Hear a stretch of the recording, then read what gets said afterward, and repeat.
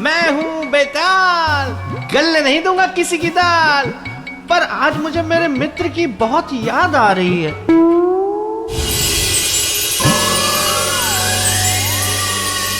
पृथ्वीलोक का मित्र, पृथ्वीलोक में भारतवर्ष की बात कर रहा हूँ, जहाँ है मेरे मित्र की नगरी, विक्रमादित्य की नगरी, उज्जैनी।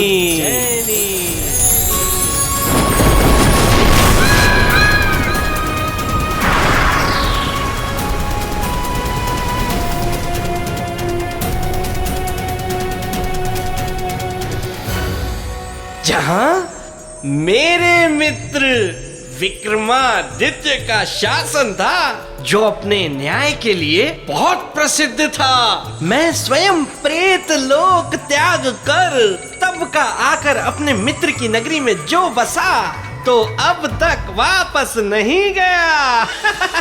किंतु विक्रमादित्य को सदियों उनके बराबर कोई राजा नहीं मिला। समय बीतने लगा और देखते देखते 1100 वर्ष बीत गए। विक्रमादित्य के शासन काल से लेकर अब तक कोई राजा ऐसा नहीं आया जो मेरे मित्र के नाखून की भी बराबरी कर सके। आजकल यहाँ का राजा कोई भोज है। वैसे तो बहुत गुण है उसमें। कहते हैं कि राजा भोज बड़ा पराक्रमी है।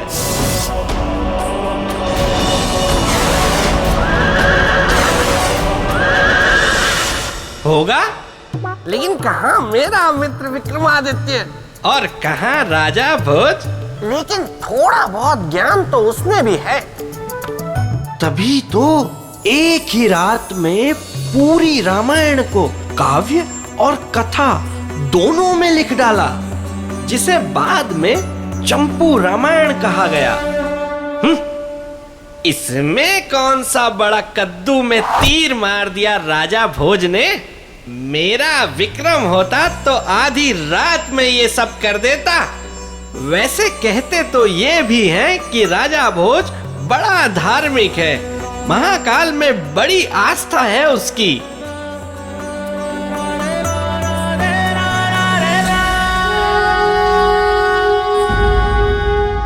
होगी, मुझे क्या, मेरे विक्रम जैसी आस्था तो हो ही नहीं सकती। लेकिन राजा भोज न्याय प्रिय और जनप्रिय तो है ही।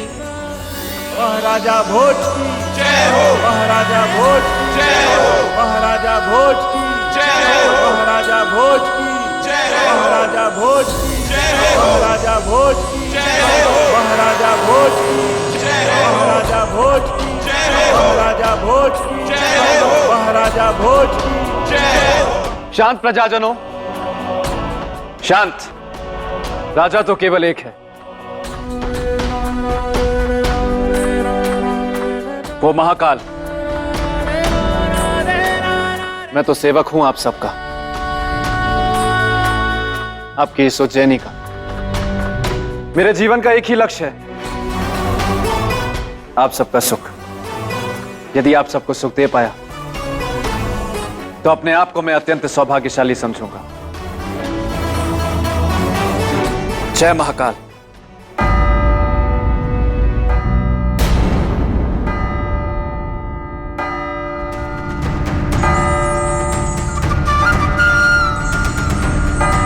न्याय के घंटे की आवाज इसके साथ हुआ है।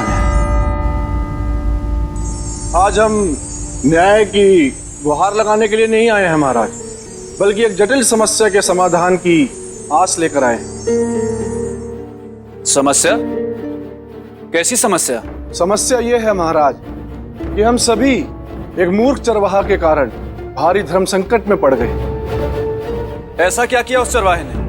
महाराज, जिस स्थान को हम न्याय का मंदिर और अपने राजा को न्याय का देवता मानते हैं, वो उनकी बराबरी कर रहा है।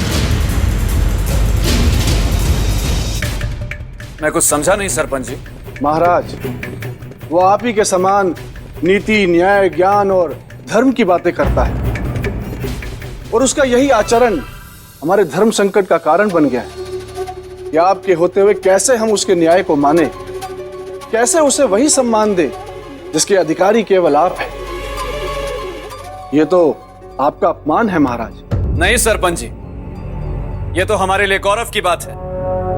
ये हमारे राज्य का चरवाहा भी इतना गुणवान और विचारवान है। कहां रहता है वो चरवाहा? गांव में एक टीला है महाराज।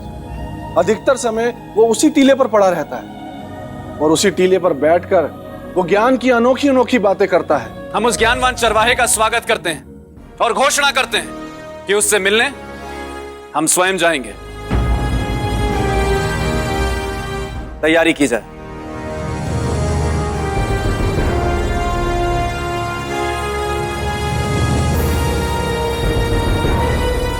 जय महाकाल, जय महाकाल, जय महाकाल। अरे वाह वाह वाह, अरे ये हुई ना राजाओं वाली बात। राजा होकर एक चरवाहे से मिलने जाएंगे। वाह वाह वाह राजा हाँ? ये मैं राजा भोज की प्रशंसा क्यों कर रहा हूँ? सिर्फ जाने से क्या होगा? राजा भोज की असली परीक्षा तो ये है कि वो वहां जाकर करता क्या है।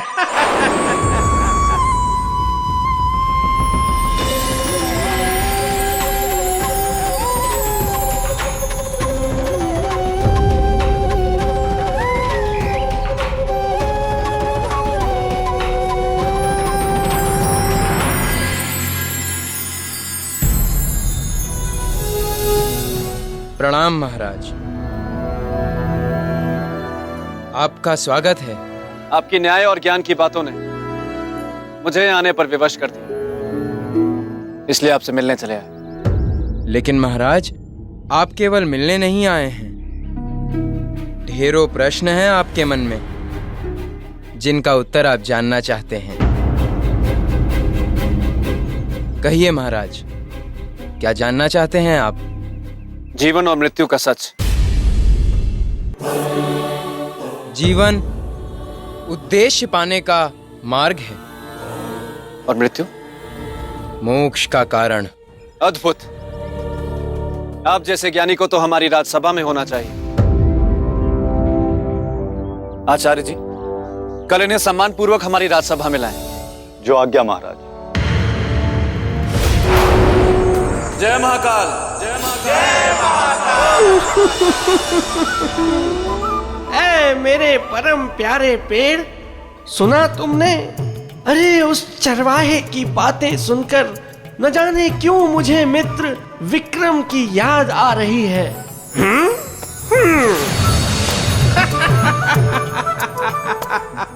बेताल। कौन है?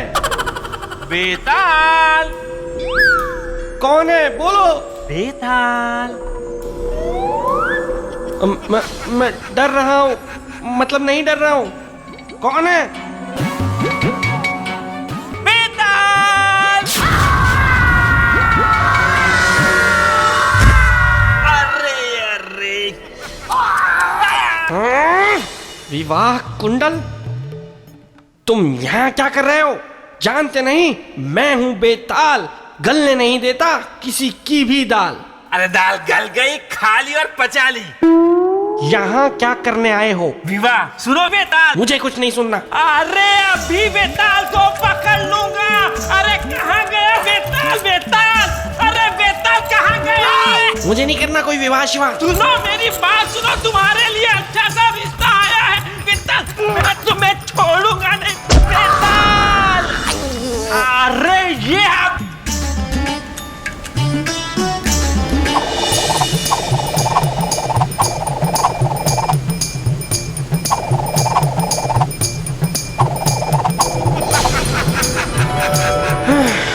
बच गया। पता नहीं आखिर ये विवाह मेरा विवाह क्यों करवाना चाहता है, और विवाह करने से आखिर मिलता क्या है? दुख है? से मुक्ति।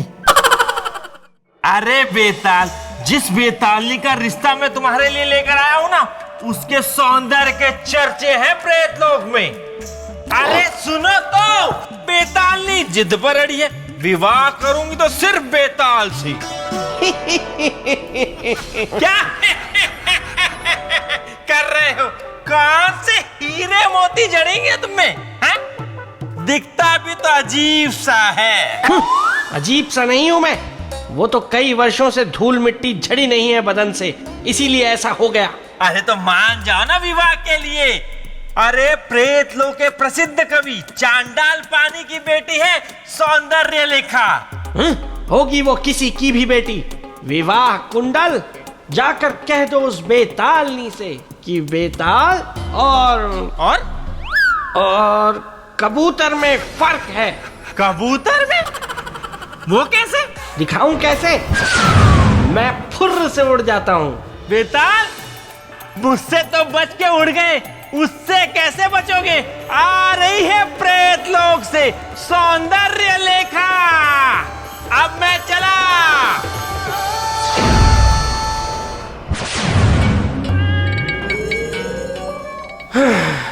इस विवाह कुंडल ने भी मेरा कितना समय व्यर्थ कर दिया।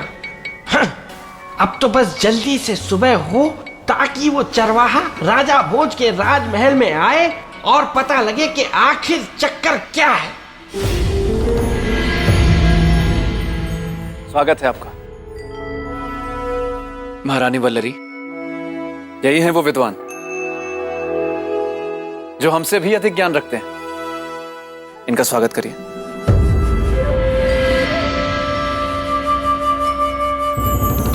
मैं इस योग्य नहीं हूं। मुझे राजा को टीले के रहस्य के बारे में बताना चाहिए। क्षमा कर दे महाराज, क्षमा कर दीजिए, क्षमा कर दीजिए। मान क्या कर रहे हैं आप? क्षमा कर दे महाराज। विद्वानों का स्थान चरणों में नहीं, आसनों पे होता है। नहीं महाराज, हम तो ठहरे एक मूर्ख चरवाहा। काला अक्षर भैंस बराबर, ये सब हम क्या जाने। महाराज, यदि पता होता कि उस टीले पे जाने से ऐसी आफत आ जाएगी, हम सपने में भी उस टीले की ओर ना देखते। महाराज क्षमा कर दीजिए। महाराज, जो हमारे साथ घटा है वो केवल हमारे साथ नहीं, और लोग भी इसका प्रमाण है। महाराज, और किन अन्य लोगों के साथ ऐसा हुआ है? हम उनसे मिलना चाहेंगे। एक तो मैं हूं महाराज। आप कौन हैं और क्या परिवर्तन हुआ है आपके जीवन में? अब तो मैं उस टीले के कारण एक सन्यासी हूं महाराज, किंतु इससे पहले मैं एक डाकू था, एक ठग था, एक लुटेरा था। एक दिन की बात है महाराज, मैं डकैती करके भाग रहा था, तभी कुछ सैनिक मेरा पीछा करने लगे।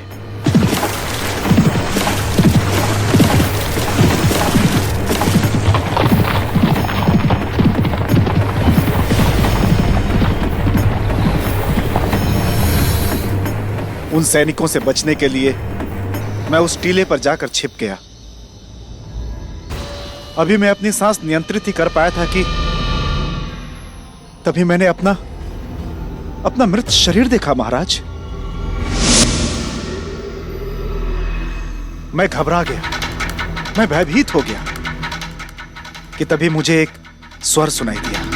दूसरों को लूटते लूटते स्वयं के जीवन रूपी बहुमूल्य खजाने को भी लूट रहे। सुधर जा और इस जीवन को त्याग दो, क्योंकि मनुष्य सदा अपने कर्मों का ही फल पाता है।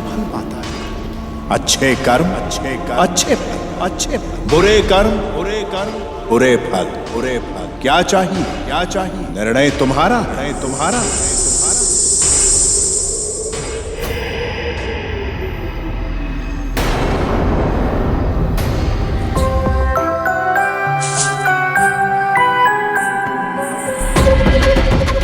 और महाराज, उसी दिन उसी घड़ी मैंने डाकू का जीवन सदा के लिए त्याग दिया और एक सन्यासी का जीवन धारण कर लिया महाराज। सन्यासी जी सत्य कह रहे हैं महाराज। उस टीले में अवश्य ही कोई दैवीय शक्ति है, तभी तो मेरा भी जीवन बदल गया।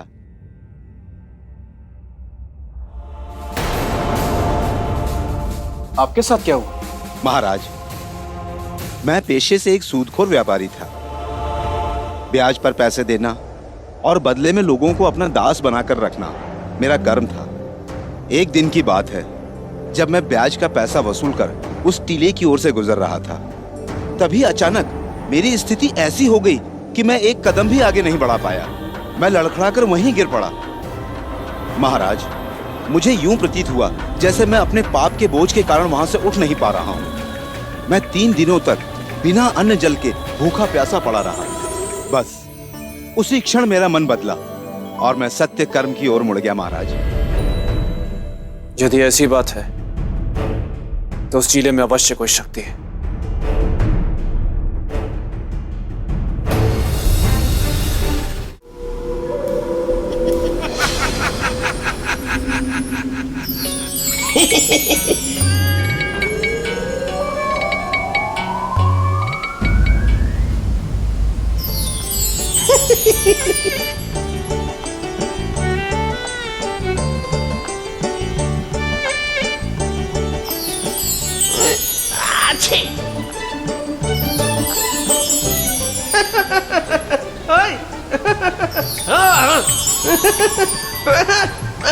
पैर में गुदगुदी कौन कर रहा है?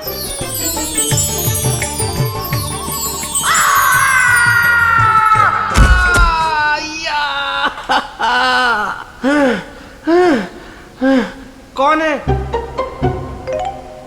कौन है वहां? सामने आओ। कौन है? मैं डर गया हूं, मतलब नहीं डरा हूं। कौन है?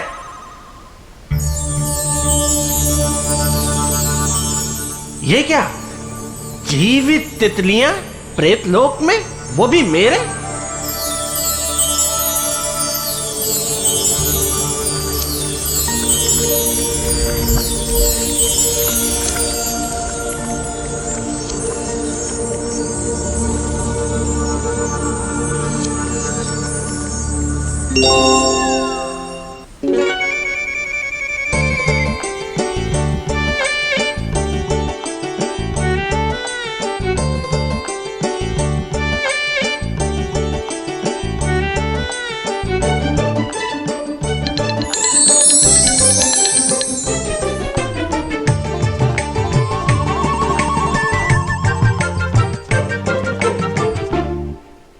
मुझे ऐसे मत देखो, मुझे भी शर्म आती है। कौन हो तुम? मैंने पूछा कौन हो तुम? मैं रूप का मक्खन, सौंदर्य की मलाई, जिससे शादी करने में ही है तुम्हारी भलाई। नाम है सौंदर्य लेखा। विवाह कुंडल। सुनो ना, मैं ना जाओ। मैं यहाँ तुमसे शादी करने आई हूँ। क्या? शादी मुझसे? नहीं नहीं नहीं नहीं नहीं नहीं, शादी वादी कुछ नहीं, मैं तो आदि भी ना करूं। ठीक है, अगर तुम हो जिद्दी तो मैं भी हूँ हटकी रानी। बांटो। हाँ? तब तक नहीं लूंगी चैन जब तक ना बन जाए हमारी प्रेम कहानी।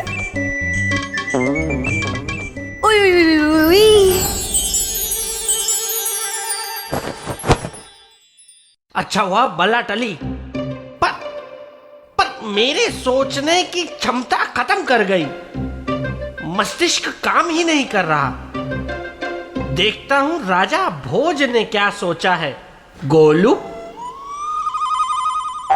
गोलू, बाहर आओ वहां से। मैं कहता हूं वहां से बाहर आओ। तुम्हें क्यों इतनी शर्म आ रही है? तुम तो लाल हो गए। दिखाओ मुझे राजा भोज ने क्या सोचा है।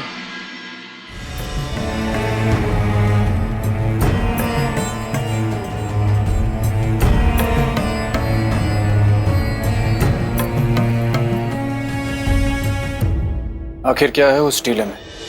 हाँ, आखिर है क्या उस टीले में?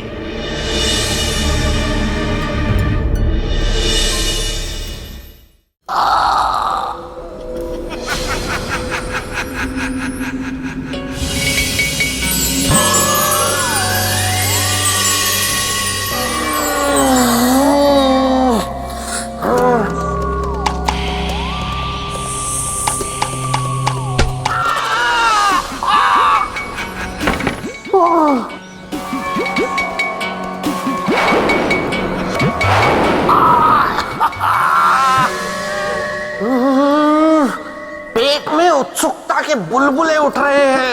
मेरी कुछ समझ में नहीं आ रहा है। ऐ मेरे परम प्रिय पेड़, तुम्हारी समझ में कुछ आ रहा है क्या? राजा भोज शांत बैठने वालों में से नहीं है। वो टीले के रहस्य को जानने के लिए कुछ तो करेगा। आखिर क्या है उस टीले में? ऐसा कौन सा रहस्य, ऐसी कौन सी शक्ति है जो इतनी रात को इतना मधुर संगीत कहां से आ रहा है?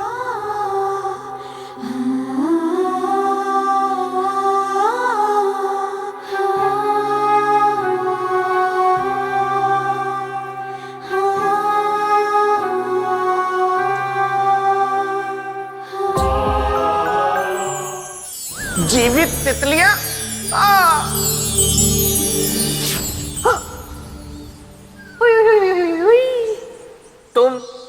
तुम फिर आ गई? हाँ मेरे बेटा, तुम सुर और मैं ताल।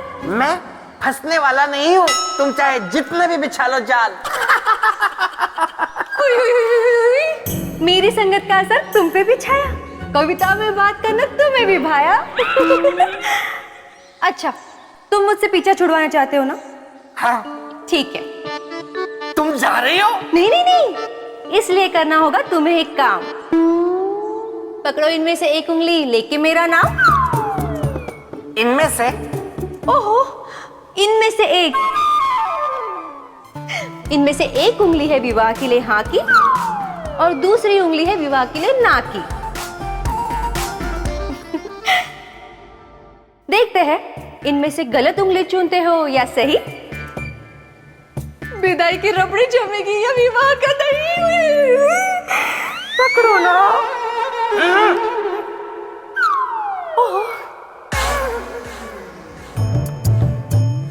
आज मैं ये कहानी खत्म कर दूंगा।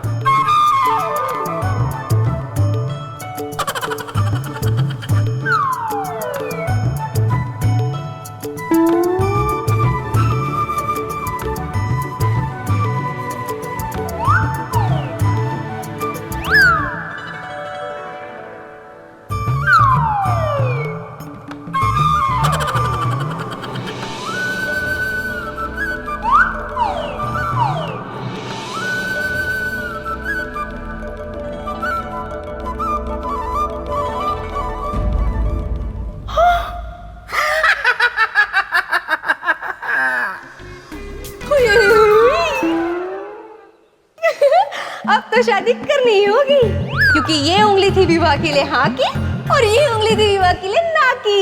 नहीं, ये छल है, ये छल है, मुझे छला गया है। मुझे पता है, अगर मैं वो वाली दूसरी उंगली भी पकड़ता तब भी तुम यही कहती। हाँ, हाँ?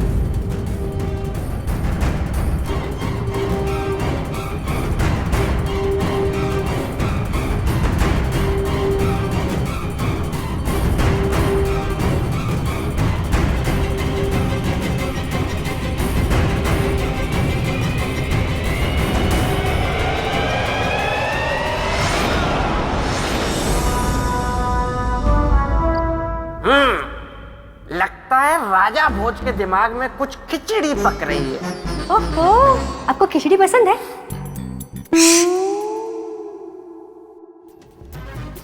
ये राजा भोज कहाँ जा रहा है? कुछ तो गड़बड़ है, मुझे भी जाके देखना चाहिए। लेकिन इस बेतालनी का क्या करूं? सुन गई।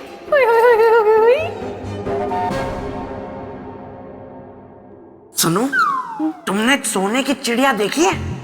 नहीं। देखोगी? नहीं। देख लो ना, मैं दिखाऊंगा। बहुत बड़ी सोने की चिड़िया है, तुमने कभी नहीं देखी होगी। वो देखो, वहां दूर वो जगह दिख रही है तुम्हें? हाँ, वहां पे देखती रहो। वहां पे एक बहुत बड़ी सोने की चिड़िया अभी आएगी और वो चिड़िया बस उड़ी।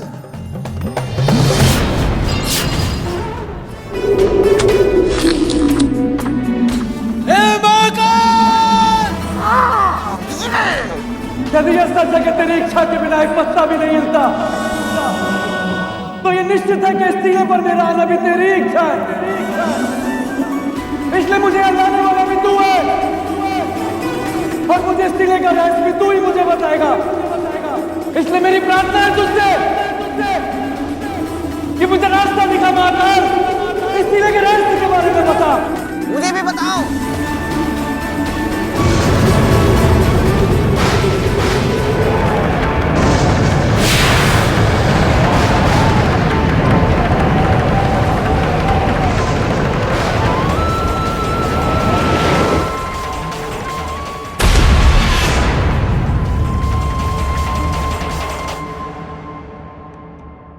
ये कौन सी जगह है?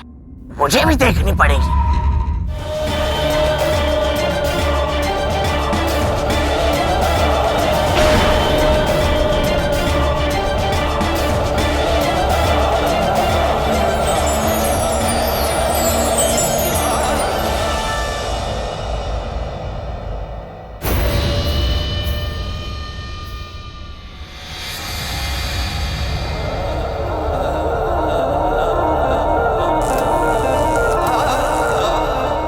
मेरे मित्र का सिंहासन।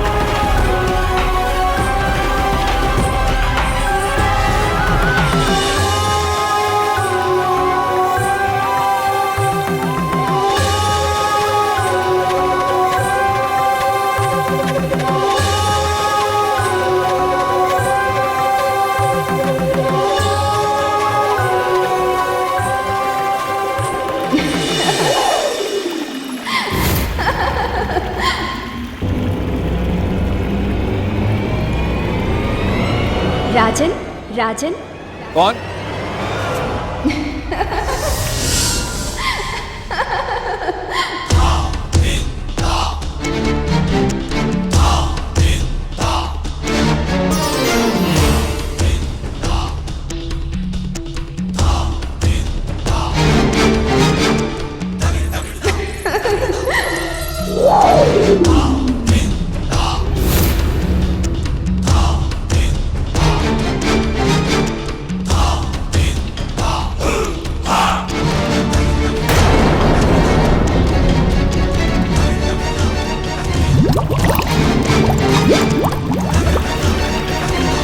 चौंकिए मत राजन, मैं आप ही की राह देख रही थी पिछले 1100 वर्षों से। पधारिए।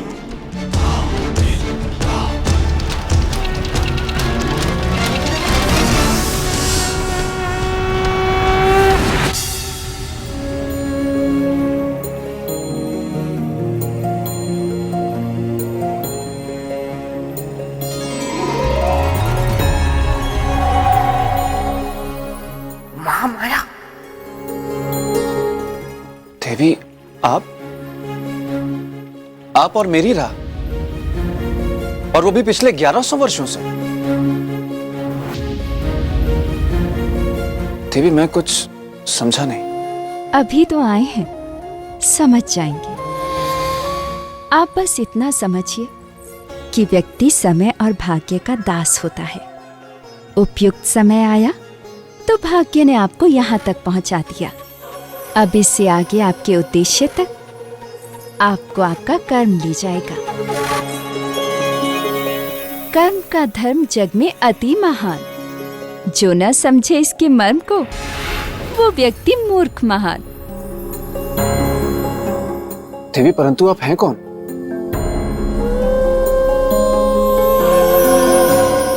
आपका परिचय?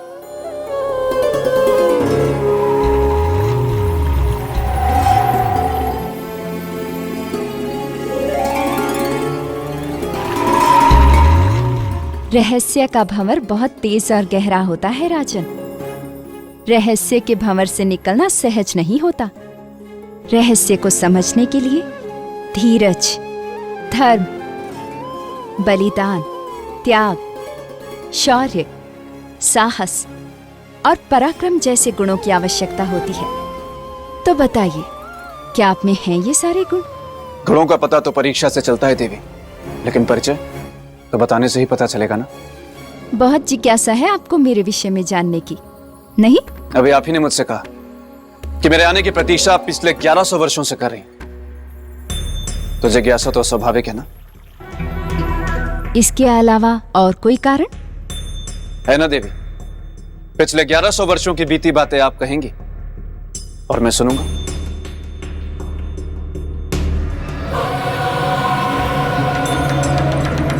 माया में खोया, माया में लिप्त, माया में रचा बसा ये संसार, सबको दिखता सच, पर ये सारा जग माया का भ्रमजाल। देवी, मैं कुछ समझ नहीं पाया। क्या रहस्य? नहीं, आपका परिचय? हाँ, मेरा नाम महामाया है। मैं रक्षिका हूं यहाँ की। किसकी? इस स्थान की या फिर इस सिंहासन की? केवल सिंहासन कहना इस सिंहासन का अपमान होगा राजन, क्योंकि ये कोई साधारण सिंहासन नहीं है। ये न्यायप्रिय चक्रवर्ती सम्राट विक्रमादित्य का अति असाधारण सिंहासन है। चक्रवर्ती सम्राट विक्रमादित्य? देवी, लेकिन ऐसी क्या विशेषता है सिंहासन में? विशेषता ये है कि न्याय का सिंहासन है। सिंहासन 32, जिसे देवराज इंद्र ने पृथ्वीलोक के महापराक्रमी सम्राट विक्रमादित्य के न्याय से प्रसन्न होकर स्वयं उन्हें भेंट दिया था। एक मनुष्य के न्याय से प्रसन्न होकर देवताओं ने एक ऐसा अनोखा उपहार भेंट किया। प्रणाम देवी। बेताल, तुम यहाँ?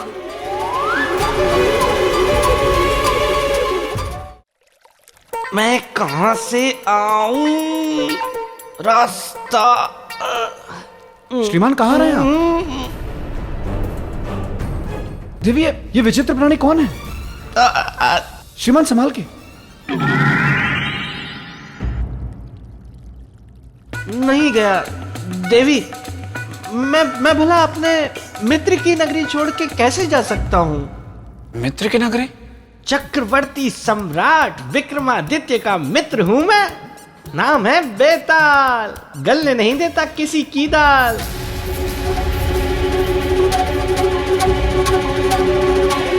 बेताल, तुम यहाँ क्या करने आए हो? देवी, जहाँ मेरे मित्र विक्रमादित्य की चर्चा हो रही हो, वहाँ मेरा होना तो अनिवार्य है ना देवी। मैं तो पहले ही आ गया था, छुप के बैठा हुआ था, सब सुन रहा था मैं। बेताल, तुम कभी नहीं सुधरोगे।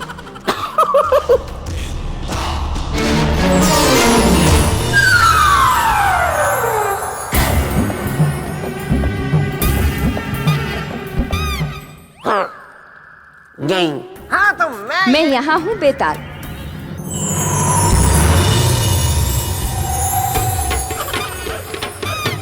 तुम बिल्कुल नहीं बदले। जैसे 1100 वर्ष पूर्व थे, आज भी बिल्कुल वैसे ही हो। बड़ी कठिनाइयों के साथ मैंने सिंहासन के स्थान को गुप्त रखा था तुमसे, पर शायद राजा भोज ने तुम्हें वो मार्ग दिखा दिया।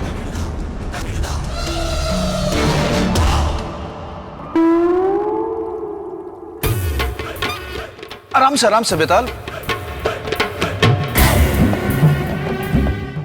संभाल के गिर जाओगे।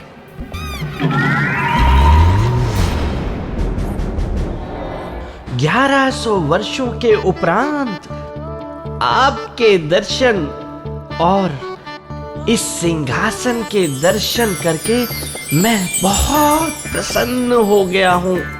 कहीं तुम्हारी प्रसन्नता हमारी चिंता का कारण न बन जाए।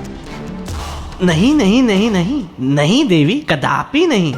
मैं तो आपका सहायक बनूंगा और राजा भोज को अपने मित्र के बारे में ज्ञान दूंगा, क्योंकि मेरा मित्र विक्रमादित्य कोई साधारण मनुष्य नहीं था। आप बिल्कुल ठीक कह रहे हैं। सर्वप्रथम भोज के प्रणाम को स्वीकार करें, श्रीमान बेताल।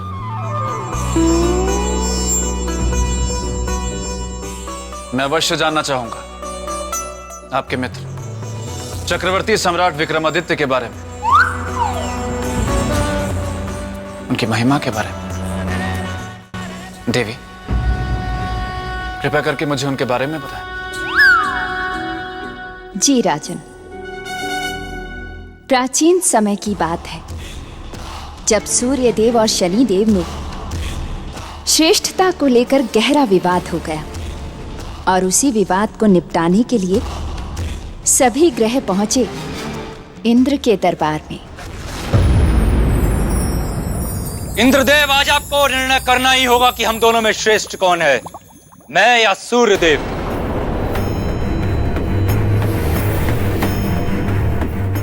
शनिदेव, इसमें कोई संदेह नहीं कि सृष्टि के नियमों के अनुसार सूर्यदेव ही सर्वश्रेष्ठ है। वही सभी ग्रहों के स्वामी हैं। सोच क्या रहे हैं इंद्रदेव? उत्तर दीजिए, कौन श्रेष्ठ है, मैं या सूर्यदेव?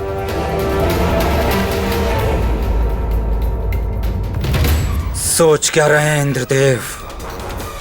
निर्णय दीजिए कि हम दोनों में श्रेष्ठ कौन है, मैं या फिर सूर्यदेव?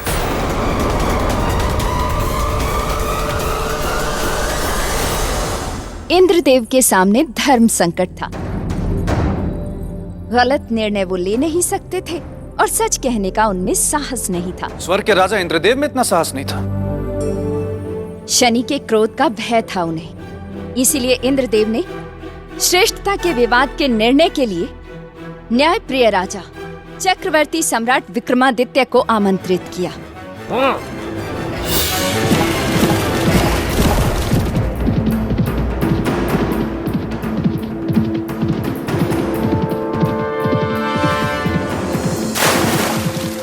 उस काल में पृथ्वी लोक से स्वर्ग लोक तक सशरीर जाने वाले एकमात्र वही राजा थे, न्यायप्रिय चक्रवर्ती सम्राट विक्रमादित्य।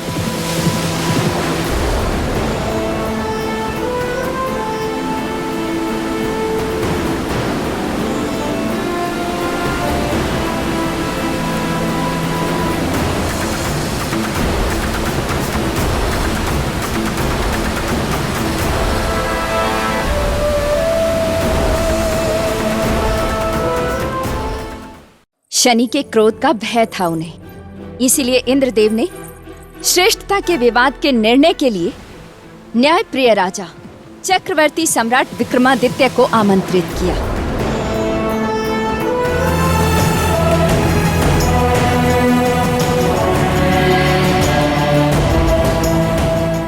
इंद्रदेव,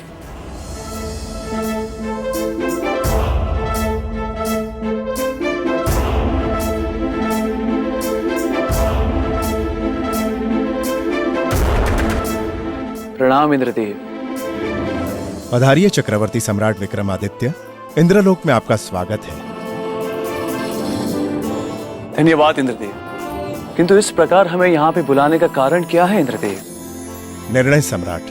कैसा निर्णय? सूर्यदेव और शनिदेव के बीच उठे श्रेष्ठता के विवाद का निर्णय।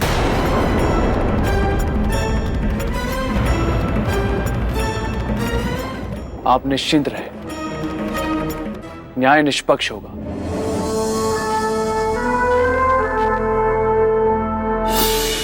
तो क्या सम्राट विक्रमादित्य ने निष्पक्ष न्याय किया?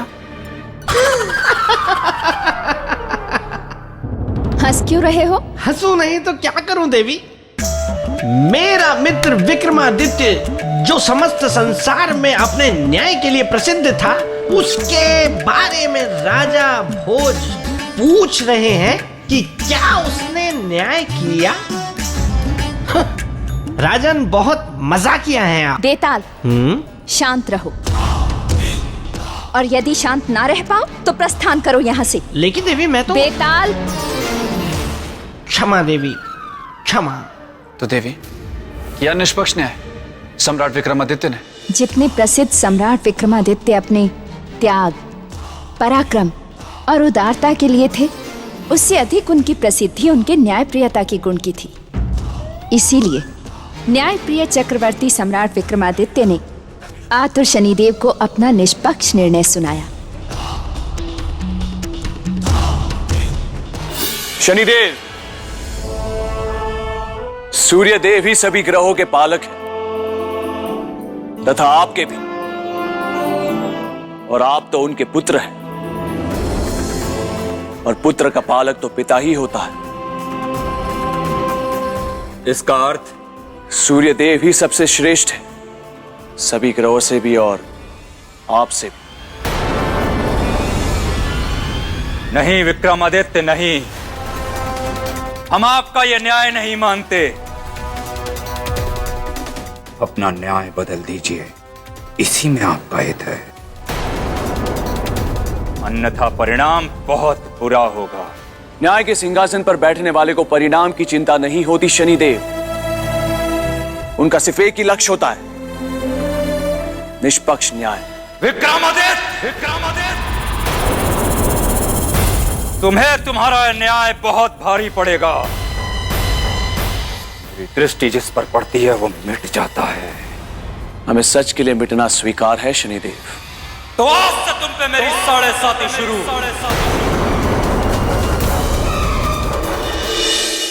इतना बड़ा न्याय? देखा, फिर भी मेरे मित्र ने न्याय का साथ नहीं छोड़ा।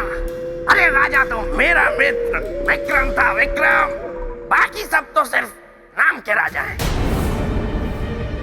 वैसे ऐसा अवसर आपके सामने आया होता तो आप... बेताल, नहीं देवी, क्षमा। आगे सुनिए राजन, सत्य के मार्ग में कांटे ही तो होते हैं। उन्होंने अपना राज खोया, दर दर के भिखारी बने, चोरी का आरोप लगा उन पर, किंतु फिर भी उन्होंने न्याय का साथ नहीं छोड़ा। और ये देखकर शनिदेव अपने क्रोध की सीमा पार कर गए और सम्राट विक्रमादित्य उनके कोप से बन गए लाचार, असहाय।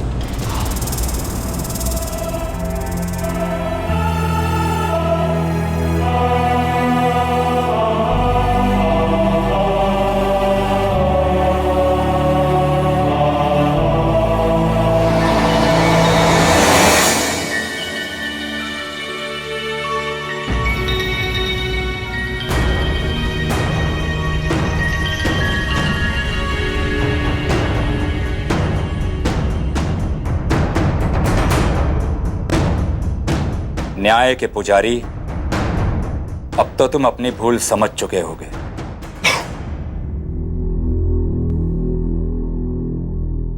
शनिदेव, उचित न्याय कभी भूल नहीं होता,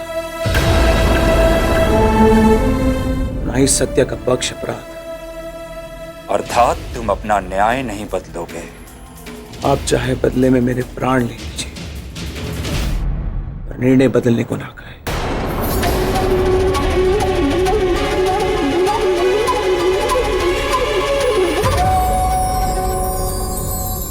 हट भी इतना प्यारा होता है, ये आज हमने जाना।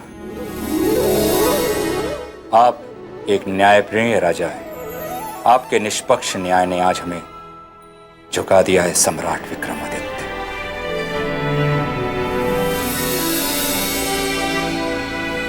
तो इसका अर्थ है कि विजय सत्य और धर्म की हुई। हाँ राजन, शनिदेव का दंड वरदान बन गया। इंद्रदेव व सभी देवताओं ने सम्राट विक्रमादित्य के न्याय से प्रसन्न होकर उन्हें कुछ विशेष भेंट देने का निर्णय लिया, जिसका निर्माण कार्य किया देव विश्वकर्मा ने।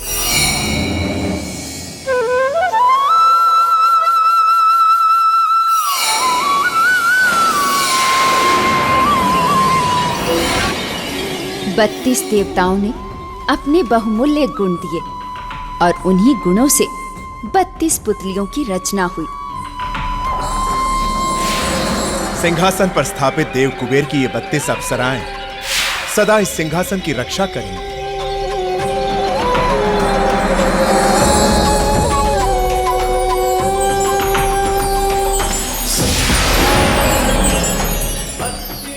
और इस प्रकार उस दिव्य सिंहासन में सभी देवों के गुण आए, जिसे लेकर सभी देवता चक्रवर्ती सम्राट विक्रमादित्य के पास आए।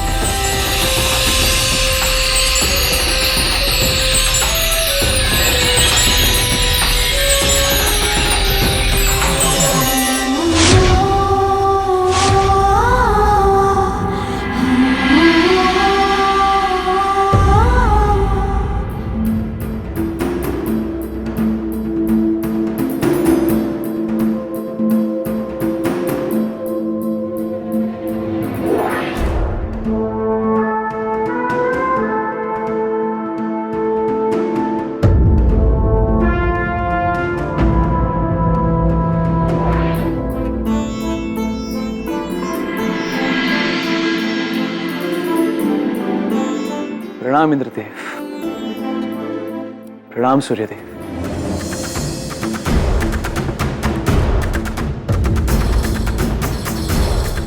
ये सब क्या है इंद्रदेव? सम्राट विक्रमादित्य, ये हम देवों की ओर से आपको एक उपहार है। ये 32 गुणों को धारण करने वाली 32 पुतलियां हैं, जो सदा इस सिंहासन में वास करेंगी तथा न्याय करने एवं समस्याओं के समाधान में सदा आपकी सहायता करेंगी। इन पुतलियों के कारण ही यह सिंहासन पूरे संसार में सिंहासन 32 के नाम से जाना जाएगा।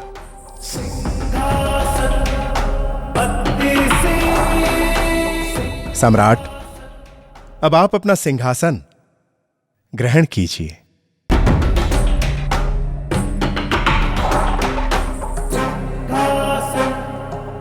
सम्राट विक्रमादित्य की जय हो। सम्राट विक्रमादित्य की जय हो। सम्राट विक्रमादित्य की जय हो। सम्राट विक्रमादित्य की जय हो। सम्राट विक्रमादित्य की जय हो। सम्राट विक्रमादित्य की जय हो। सम्राट विक्रमादित्य की जय हो। सम्राट विक्रमादित्य की जय हो। सम्राट विक्रमादित्य की जय हो। सम्राट विक्रमादित्य की जय हो। सम्राट विक्रमादित्य की जय हो। सम्राट विक्रमादित्य की जय हो। सम्राट विक्रमादित्य की जय हो।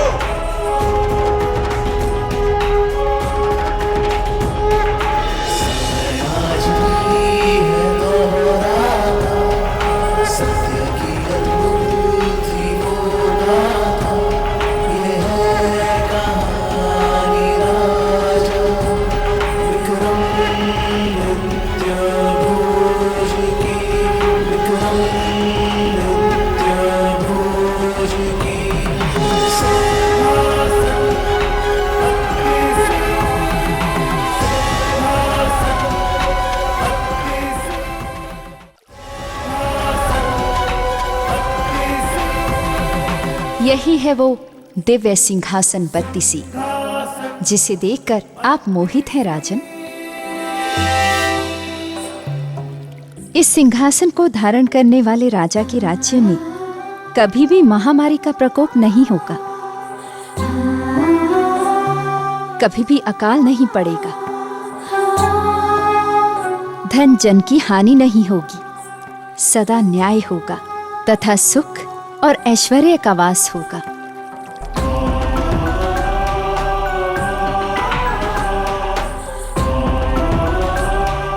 देवी सिंहासन की महिमा सुनकर इसे धारण करने की मेरी इच्छा और भी बलशाली हो गई।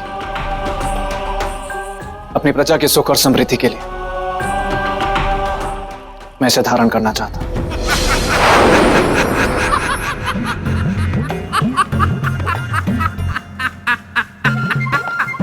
क्या हुआ श्रीमान बेताल? आपको इतनी हंसी क्यों आ रही है? अरे आपने बात ही ऐसी की राजन, ये कोई साधारण सिंहासन नहीं है जिसे धारण करने की आप बात कर रहे हैं।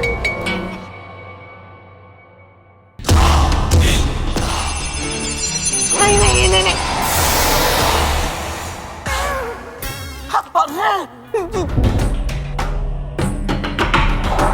अपनी प्रजा के सुख और समृद्धि के लिए मैं इसे धारण करना चाहता हूं।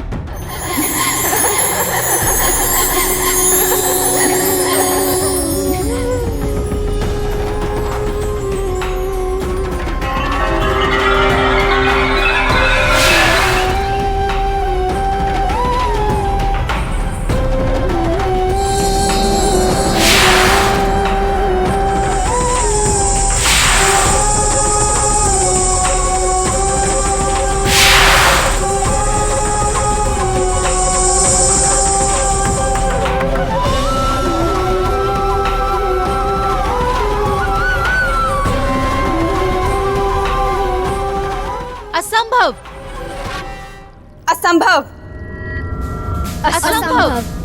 क्यों देवियों? क्योंकि इस सिंहासन पर बैठने के लिए बैठने वाले में चक्रवर्ती सम्राट विक्रमादित्य के समान ही 32 गुणों का होना अनिवार्य है। क्या आप में उनके समान पराक्रम है? क्या आप में उनके समान त्याग है? अरे देख कर ही लगता है कि हो ही नहीं सकता। न्याय है, धर्म है, नीति है, हो ही नहीं सकती। क्या आप निष्काम हैं? मैं कह रहा हूँ नहीं है। यदि आप में ऐसे सारे 32 गुण हैं, तभी आप इस सिंहासन पर बैठ सकते हैं। अरे देख कर ही लगता है होगा ही नहीं। अन्यथा आप यहाँ से वापस लौट जाइए।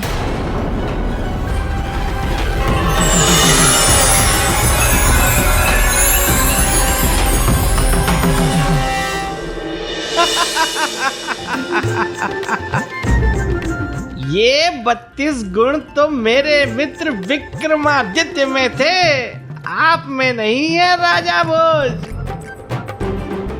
मैंने सही कहा ना देवी? क्षमा देवी, मुझे पहले जैसा बना दीजिए। मैं सीधा अपने प्रेत लोग भाग जाऊंगा। क्षमा देवी, क्षमा।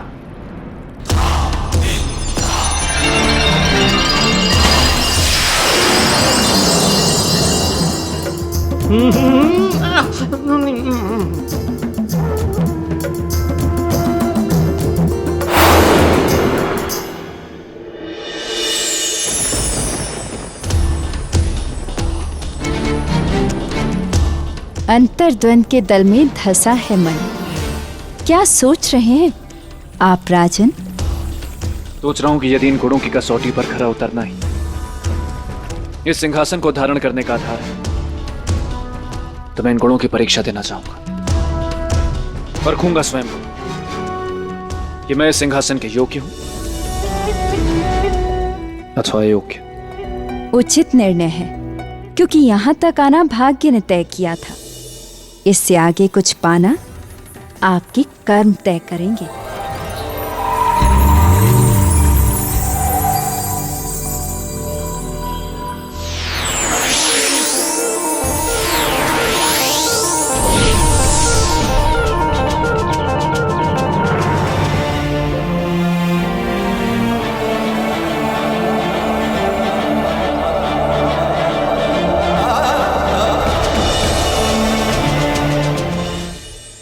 मेरे परम प्यारे पेड़, राजा भोज बहुत जिद्दी है वो ऐसे मानने वाला नहीं है।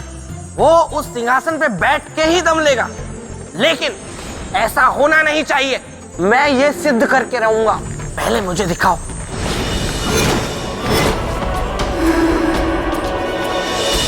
ओ, इसका मतलब मेरा अनुमान सही था। राजा भोज तो जाने की तैयारी में है। महारानी वल्लरी, आप मेरे जीवन संगनी हैं, इसलिए मैं आपसे अपेक्षा करता हूं कि मेरे द्वारा लिए गए निर्णयों में भी आप मेरी संगनी का धर्म निभाएं। मैं जा रहा हूं और तब तक वापस नहीं लौटूंगा जब तक वो सिंहासन बत्तीसी को प्राप्त न कर लूं। तब तक के लिए राज्य का भाग्य आप संभालें। राज्यकार्य से लेकर प्रजा का सुख सब आप ही को देखा। आप निश्चिंत होकर जाइए महाराज। आपकी सफलता के लिए हम महाकाल से नित्य प्रार्थना करेंगे।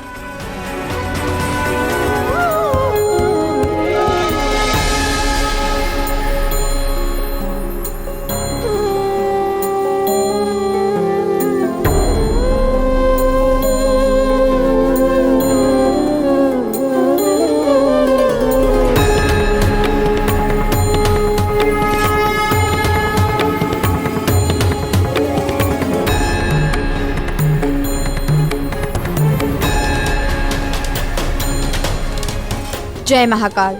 जय महाकाल।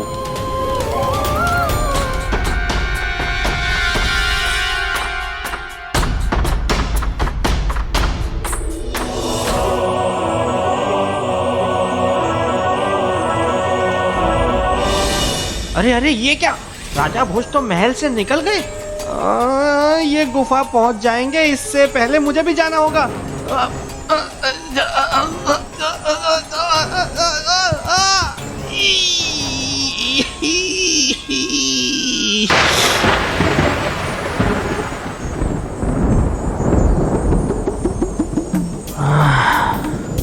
बिजली कड़की है। मैं तो यूं ही डर गया था। बेताल, कौन है? बेताल। आकाशवाणी हो रही है।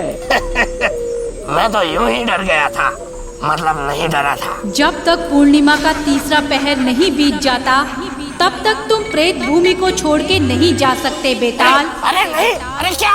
अरे नहीं, अरे अब इस पूर्णिमा को भी इसी वक्त आना था क्या? अब तक तो राजा भोज गुफा के लिए निकल चुका होगा।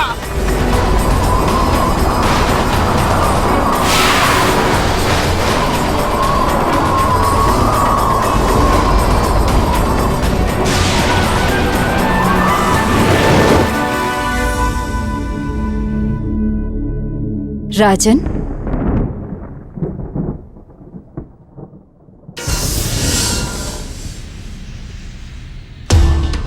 आकांक्षा और जिज्ञासा की वेदी पर कभी कभी जीवन की भी बलि चढ़ जाती है राजन। जब बलि का कारण परोपकार हो तो जीवन की बलि चढ़ा देनी चाहिए देवी। अर्थात आपका इरादा अटल है राजन। और अडिग भी पर्वत के समान। वो प्यासी क्या जो पानी को पाने के कष्ट से बुझ जाए, और वो योद्धा ही क्या जो मृत्यु से मित्रता ना निभाए। पीछे नहीं हटूंगा देवी महामाया। आपके दृढ़ विश्वास को देखकर एक बात कहना चाहती हूँ मैं। यहाँ प्रवेश का मार्ग है, निकलने का मार्ग नहीं। कोई बात नहीं देवी मामा। यदि मैंने सिंहासन पर बैठने की अपनी योग्यता सिद्ध कर दी तो उसके बाद तो बाहर निकलने का रास्ता मुझे अपने आप ही मिल जाए।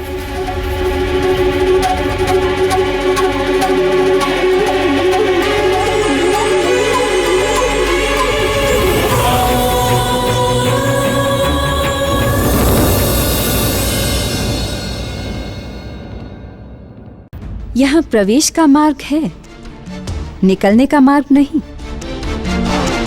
कोई बात नहीं देवी मामा। यदि मैंने सिंहासन पर बैठने की अपनी योग्यता सिद्ध कर दी तो उसके बाद तो बाहर निकलने का रास्ता मुझे अपने आप ही मिल जाए। जैसी आपकी इच्छा। जब प्रेम हो सच्चा और प्रण हो पक्का तो खुद ही पहुंचा देता है व्यक्ति को लक्ष्य तक तेज समय का चक्का।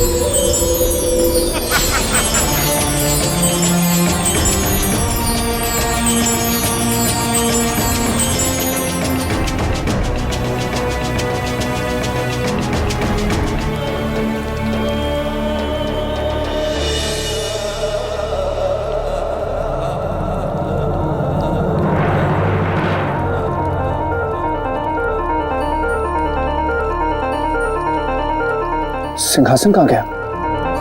वो तो यही था।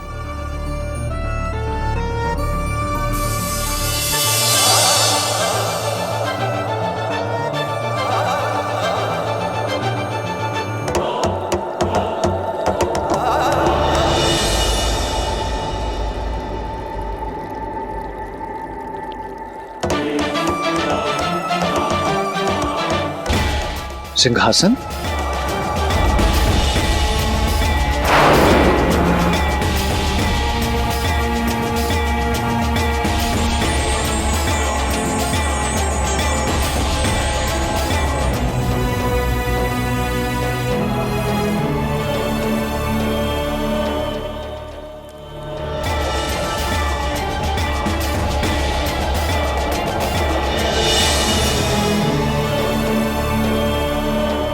ठहरो राजन, ठहरो राजन।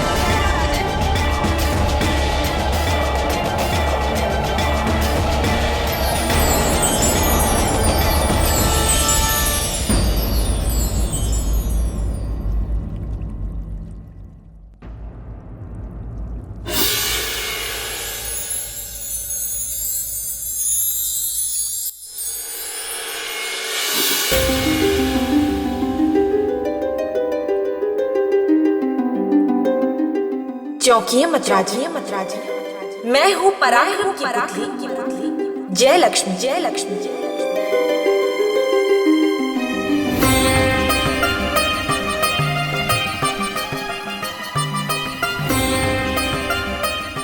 राजन, इस सिंहासन को केवल वही धारण कर सकता है जिसमें चक्रवर्ती सम्राट विक्रमादित्य के समान पराक्रम हो।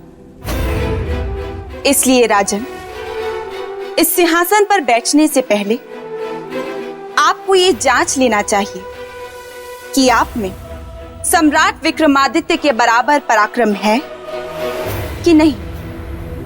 पराक्रम है देवी, इसीलिए देवी महामाया ने मुझे यहां तक आने दिया। किंतु यदि इसके बाद भी जांचने की कोई विधि है तो मैं परीक्षा के लिए तैयार हूं। आपकी परीक्षा का प्रारंभ चक्रवर्ती सम्राट विक्रमादित्य की कथा सुनने और उस कथा में छिपे प्रश्नों के उत्तर देने से होगा राजन। प्रश्न करिए देवी, मैं तैयार हूं। राजन, एक राजा के लिए सबसे प्रिय क्या होता है?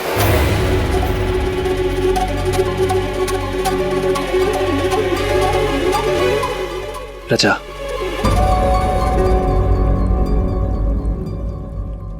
सही उत्तर दिया आपने राजन। चक्रवर्ती सम्राट विक्रमादित्य को भी अपनी प्रजा से अगाध प्रेम था। वह नित्य अपनी प्रजा का हालचाल जानने राज्य में निकला करते थे।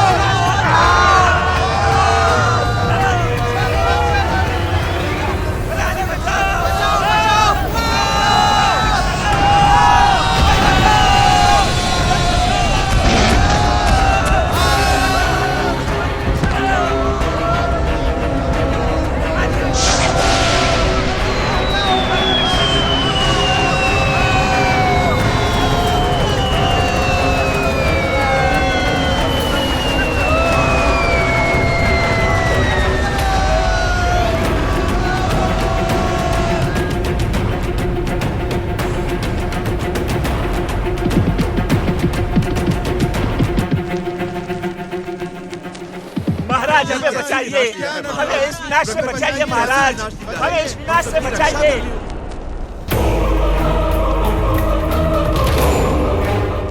महाराज, महाराज हमें बचाइए, ये देखो ये विनाश की लीला। ये सब क्या हो रहा है ऋषिगण? सम्राट, जो घटनाएं घट रही हैं वो युग समाप्ति का संकेत है। और युग के समाप्त होने का अर्थ है सृष्टि का विनाश सम्राट, सृष्टि का विनाश। सृष्टि का विनाश। देवी, ये कैसा अनर्थ था? किस कारण युग समाप्त होने वाला था? राजन, यही प्रश्न चक्रवर्ती सम्राट विक्रमादित्य के सामने भी था,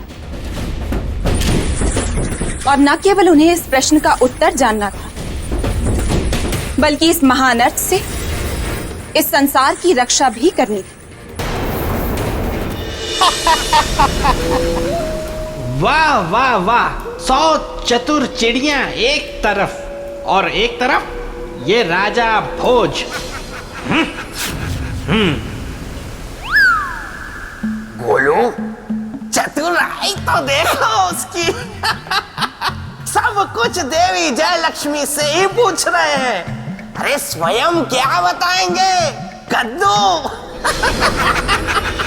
अब ये देखना महत्वपूर्ण होगा कि कैसे अपने पराक्रम से सम्राट विक्रमादित्य ने इस युग को बचाया।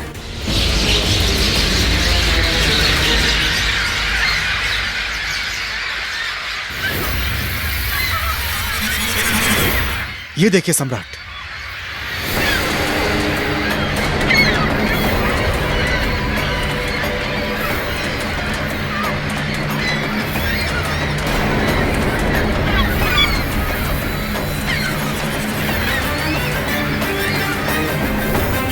संसार का अंत हो रहा है, पर इसके अतिरिक्त कोई और ठोस प्रमाण है आपके पास?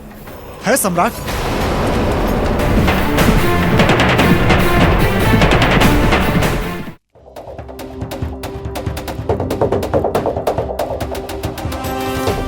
वहां देखिए सम्राट।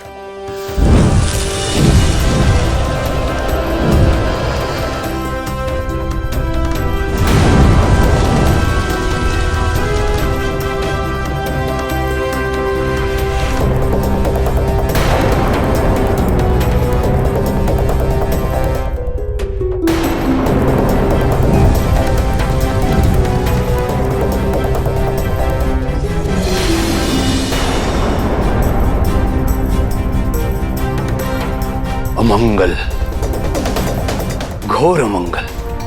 अमंगल? ये क्या कह रहे हैं आप? संसार में घटने वाली विनाशकारी घटनाओं का मूल कारण यही है सम्राट, इन ग्रह नक्षत्रों का स्थान परिवर्तन।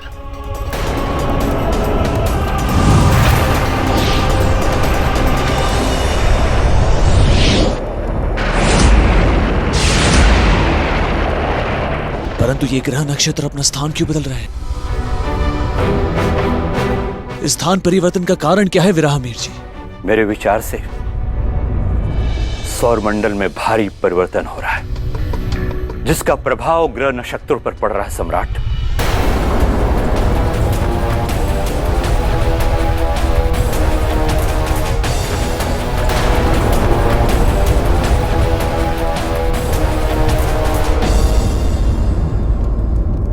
यदि संसार पर घट रही घटनाओं का कारण यह ग्रह नक्षत्रों की गति और स्थान परिवर्तन है, तो हमें पृथ्वीवासियों के कल्याण के लिए शीघ्र इस मूल कारण का उपाय ढूंढना होगा,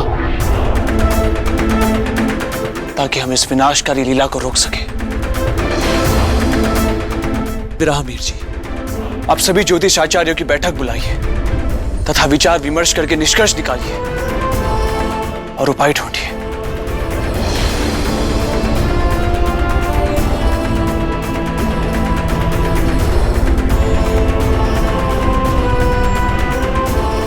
तो ज्योतिषाचार्यों ने इसका क्या उपाय ढूंढा देवी?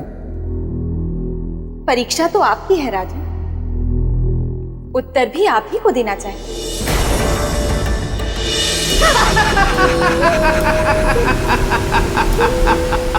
ये हुई ना बात इसे कहते हैं शेर पे सवा शेर। गोलू, मित्र गोलू, अरे कहाँ घूमते रहते हो तुम इतना? घूम घूम के पूरा घूम चुके हो गोल। मेरी बात सुनो, देवी जयलक्ष्मी सही है? हाँ। अरे क्या प्रश्न में उत्तर दिया है राजा भोज को उन्होंने। वैसे गोलू बात भी सही है, राजा भोज से प्रश्न किया गया था जिसका उन्हें उत्तर देना चाहिए था, ना कि स्वयं प्रश्न पूछना चाहिए था, और वे प्रश्न पूछ रहे हैं। तुम क्या कहते हो मेरे परम प्रिय पेड़? हाँ? अब वो तो शुक्ल पक्ष की तृतीया चल रही है ना, वरना मैं खुद जाता गुफा में और करता राजा भोज से आमना सामना। ऐ शुक्ल पक्ष की तृतीया तुम कब समाप्त होगी? उत्तर दो, बोलो, मुझे उत्तर दो, मुझे उत्तर दो मेरे प्रश्न का।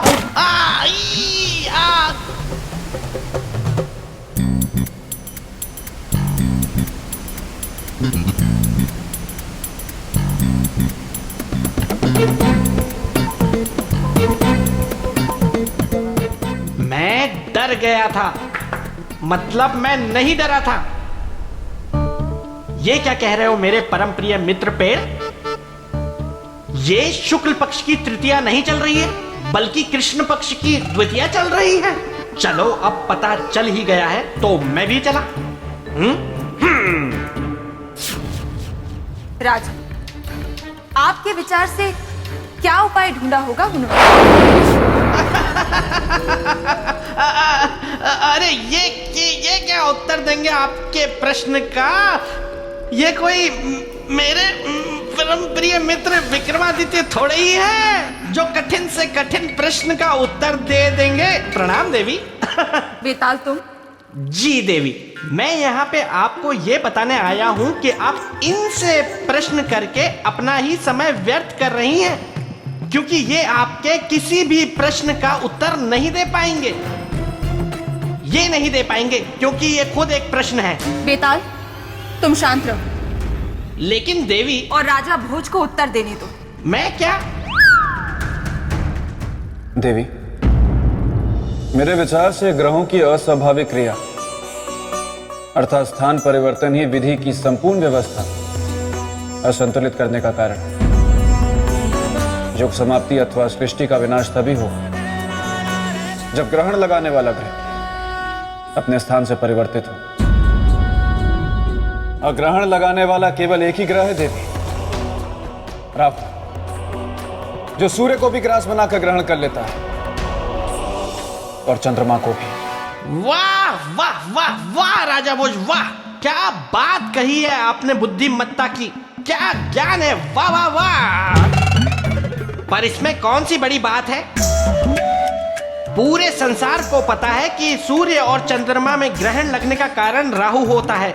कोई भी व्यक्ति जो ज्योतिष विद्या का थोड़ा बहुत भी ज्ञान रखता है वो ये बात कह सकता है। तो आपने ये बात कह के कौन सा बड़ा कद्दू में तीर मार दिया?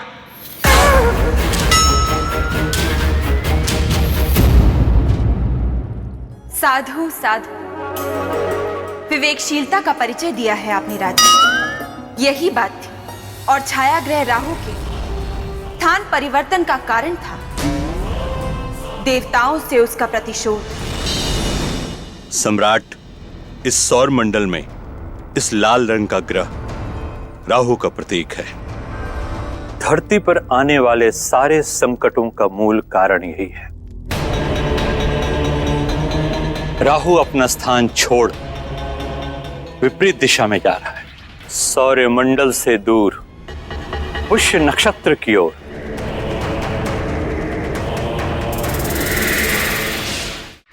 नष्ट कर दूंगा मैं सब कुछ, नष्ट कर दूंगा। कुछ भी नहीं बचेगा धरती लोक पर। नारायण नारायण, देवराज इंद्र, राहु अनर्थ के मार्ग की ओर जा रहा है। हाँ देवर्षि, हमें इस अनर्थ को रोकना ही होगा। नहीं तो हम देवताओं का भारी नुकसान होगा। हमें इसे किसी भी प्रकार रोकना होगा।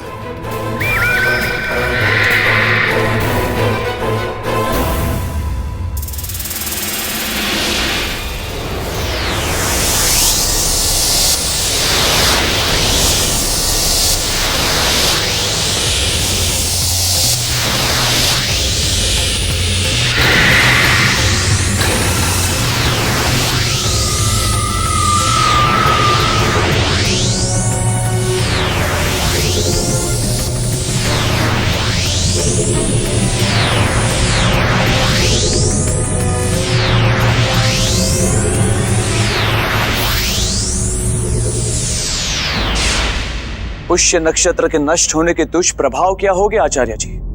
सम्राट, धरती से सबसे पहले जल, जो सबका जीवन है, समाप्त हो जाएगा। अनाज राख में परिवर्तित हो जाएगा।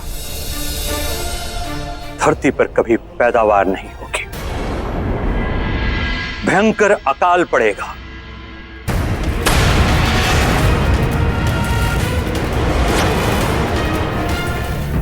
रुक जाओ राहु, बस बहुत हो चुका।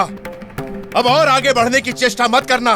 ओह, इंद्रदेव, तो तुम मुझे रोकोगे?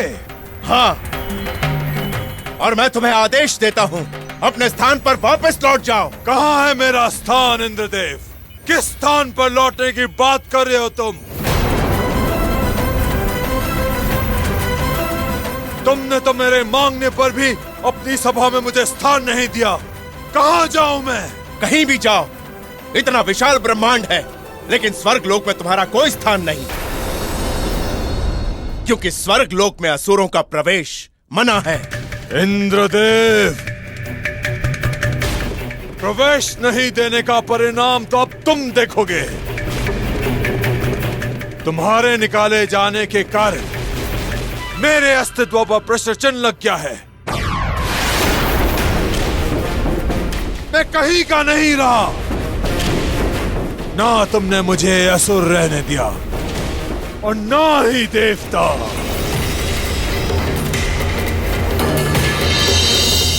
देवी, आखिर ऐसा क्या हो कि राहु ना असुर रहा ना देवता?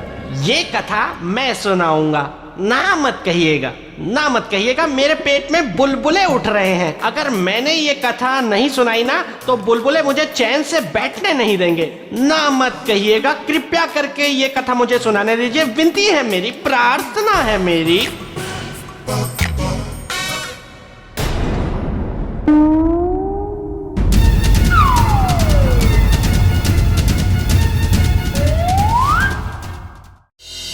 देवी, आखिर ऐसा क्या होगा कि राहु ना असुर रहा ना देवता? ये कथा मैं सुनाऊंगा। ना मत कहिएगा, ना मत कहिएगा। मेरे पेट में बुलबुले उठ रहे हैं। अगर मैंने ये कथा नहीं सुनाई ना तो बुलबुले मुझे चैन से बैठने नहीं देंगे। ना मत कहिएगा। कृपया करके ये कथा मुझे सुनाने दीजिए। विनती है मेरी। ठीक है बेताल, तुम ही सुनाओ। हाँ तो राजन, हुआ ये कि एक बार मेरे मित्र विक्रमादित्य जब छोटे थे तो उन्हें केले खाने का बहुत शौक था और खीर तो उन्हें चाहिए ही चाहिए थी। बेताल, समुद्र मंथन की कहानी सुनाओ, अपने मित्र के बचपन की नहीं। क्षमा देवी, क्षमा।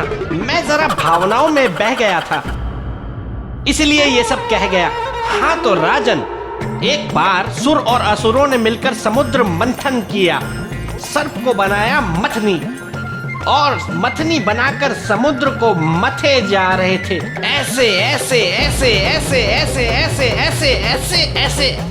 एक तरफ थे सुर और दूसरी तरफ थी ताल।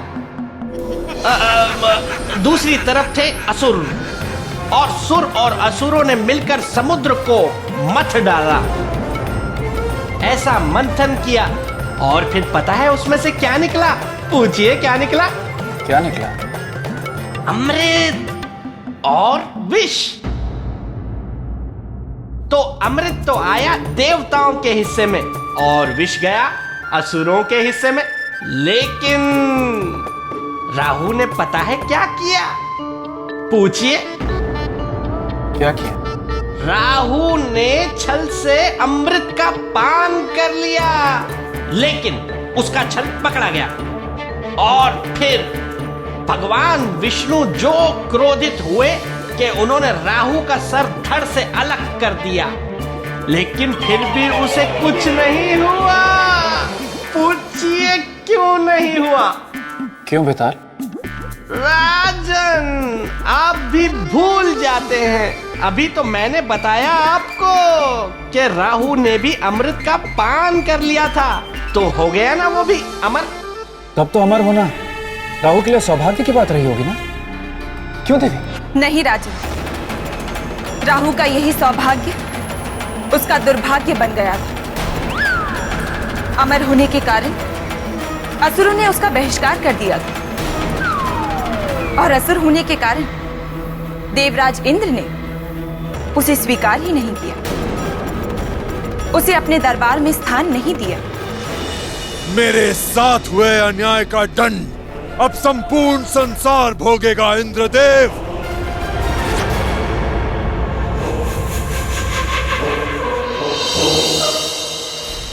नष्ट कर दूंगा मैं तुम्हारी संजीवनी पृथ्वीलोक को।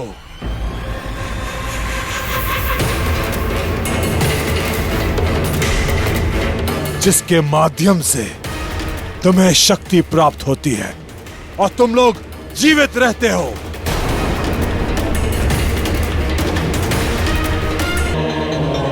अंत कर दूंगा मैं सबका,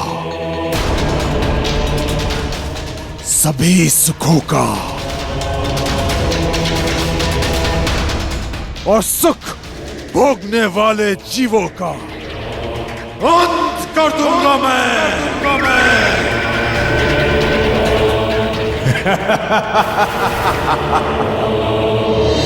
इसका अर्थ कि राहु ने इंद्रदेव के उस तिरस्कार को अपने अस्तित्व की लड़ाई बना ली और अपनी महत्ता सिद्ध करने के लिए पुष्य नक्षत्र को खंडित करने पहुंचा,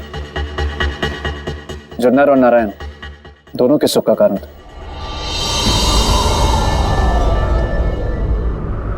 राहु, मैं तुम्हें अंतिम चेतावनी देता हूं, अपने स्थान पर लौट जाओ। मुझे तुम्हें दंड देने के लिए विवश मत करो। तुम मुझे दंड दोगे इंद्र? मैं राहु हूं, राहु। आचार्य जी, अब राहु को और कितना समय है पुष्य नक्षत्र तक पहुंचने में तथा उसे खंडित करने में? सम्राट, मेरी गणना के अनुसार मात्र 21 दिन और शेष। वह 21वें दिन के तीसरे प्रहर की अंतिम घड़ी में पुष्य नक्षत्र को खंडित कर देगा, और बस वही होगा इस युग और सृष्टि का समाप्ति काल। अग्निदेव, भस्म कर दो इस मूर्ख हठी असुर को।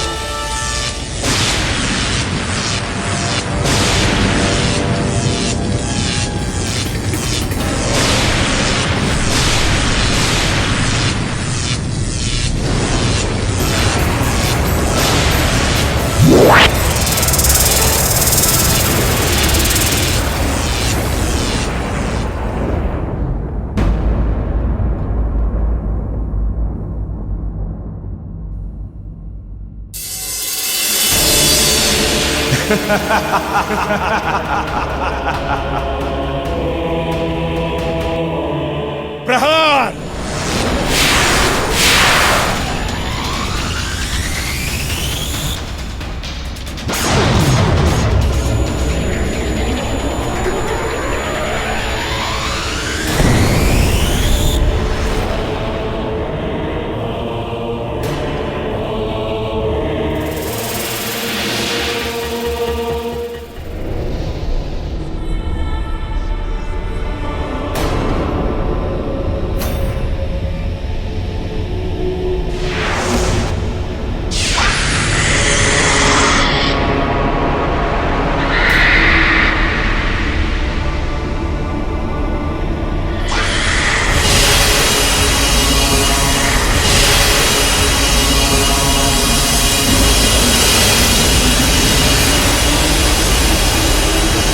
और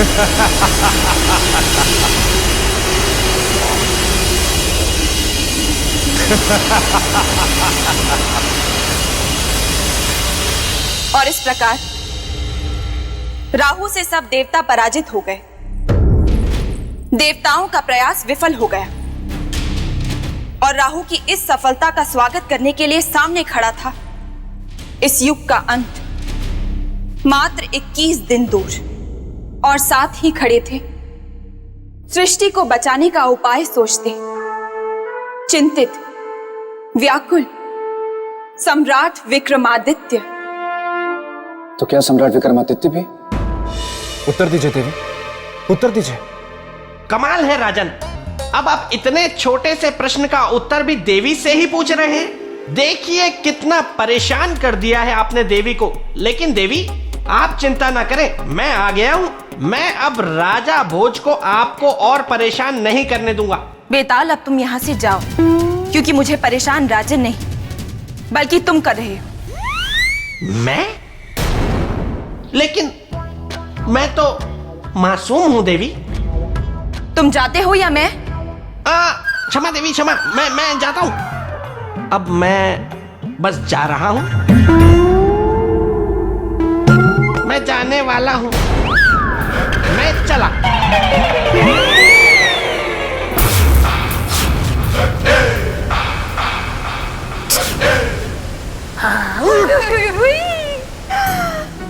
तुम यहाँ? तुमने बताया नहीं अतिथि आए हैं? वाह मेरी किस्मत, एक तरफ बेतालनी, दूसरी तरफ पुतली के चक्कर में मैं कठपुतली। क्या हुआ बेताल? कुछ नहीं। सौंदर्य लेखा, तुम यहाँ क्या कर रही हो? तुम्हारी प्रतीक्षा कर रही हूँ, ठंडी ठंडी आहें भर रही हूँ। मैं हूँ बेताल, गलने नहीं दूंगा किसी की भी दाल। अगर तुम मुझसे सच में प्रेम करती ना, तो प्रेत लोक के प्रेत बाग के एक एक पेड़ की, एक एक टहनी की, एक एक पत्ती, हरी सूखी, सब गिन कर आती। लेकिन तुम बिना गिने ही आ गई। प्रेत लोक के प्रेत बाग में पेड़ है 27,000, जिसकी टहनियां है 80,500 के पार, जिसके पत्ते हैं 90,913। मैं तेरी, तू मेरा। तुम इतनी जल्दी सब गिनाई? हाँ। वाह। सौंदर्य लेखा, तुम थक गई होगी, जाओ जाकर थोड़ा आराम कर लो। 300-400 वर्ष। हाँ? नहीं बेटा, मैं इतनी भी नहीं थकी। लेकिन मैं थक गया हूँ। जाओ, अभी हम बाद में खेलेंगे, मतलब बाद में बात करेंगे। इतने प्रेम से कहोगे तो मैं ना कैसे कहूंगी? सौंदर्य लेखा, मुझे तुमसे प्रेम है, ये सुन के ही जाऊंगी। मैं नहीं बोलूंगा। मैं नहीं जाऊंगी। मैं बोलूंगा। सौंदर्य लेखा, मुझे तुमसे प्रेम है कि नहीं?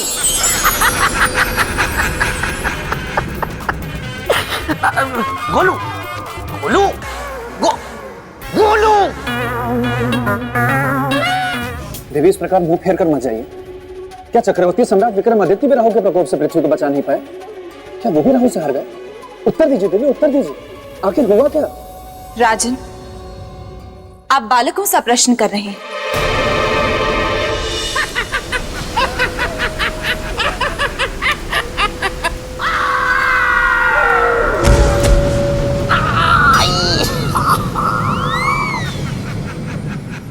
अच्छा हुआ किसी ने देखा नहीं।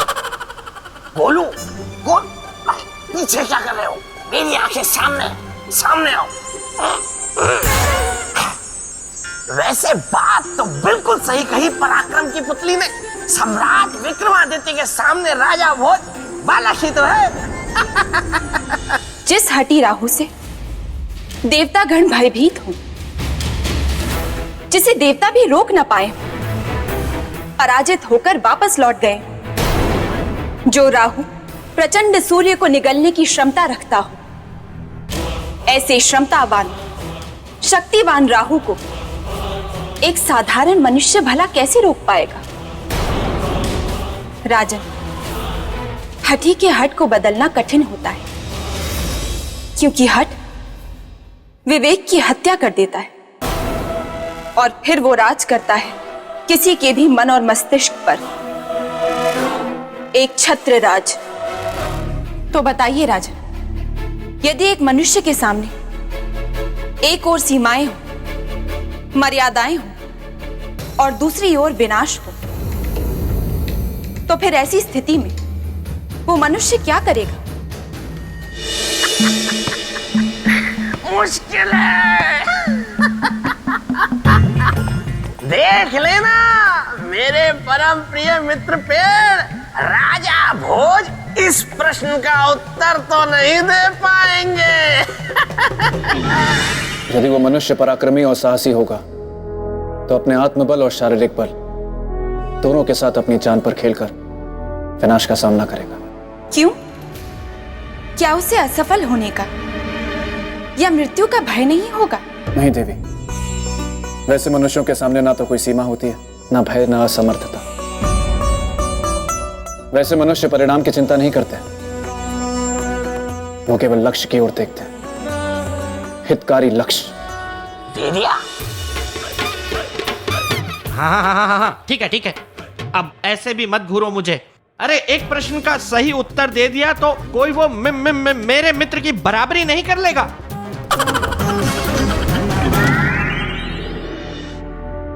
सही कहा आपने राजन। सम्राट विक्रमादित्य ने भी वैसा ही किया।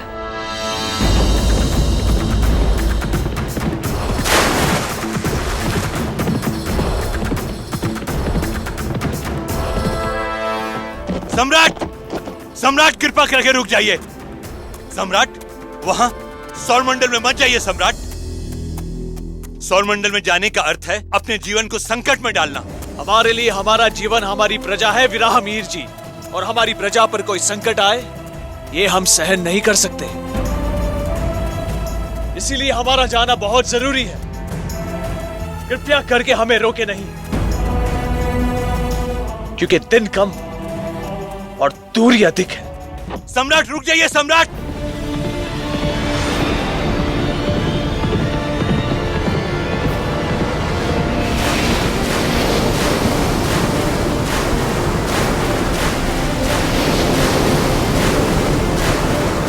सम्राट, सम्राट, आपने सौरमंडल में जाने का निर्णय करके अच्छा नहीं किया। सम्राट, आप सौरमंडल की परिधि में प्रवेश कर ही नहीं सकते, क्योंकि वहां की गति अलग है। वहां गुरुत्वाकर्षण नहीं है सम्राट, भार शून्यता है। असंतुलन की स्थिति बन जाती है सम्राट।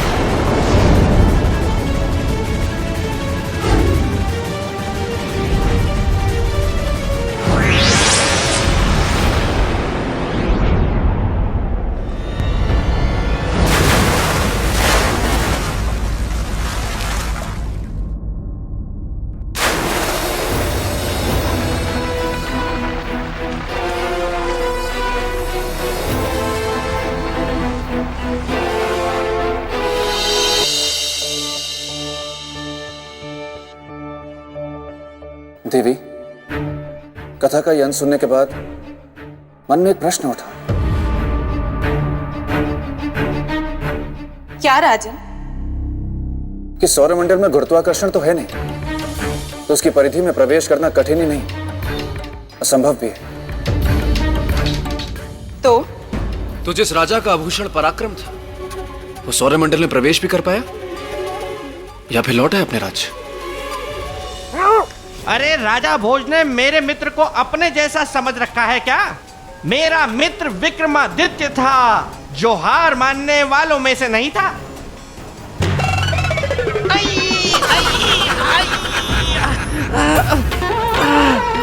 कहीं पत्थर, कहीं गोला, कहीं पेड़।